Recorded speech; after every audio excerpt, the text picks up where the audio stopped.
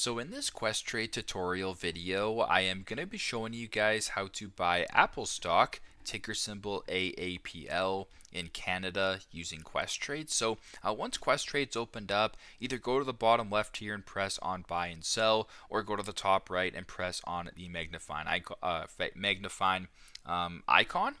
Once you're here, at the top, type in ticker symbol AAPL.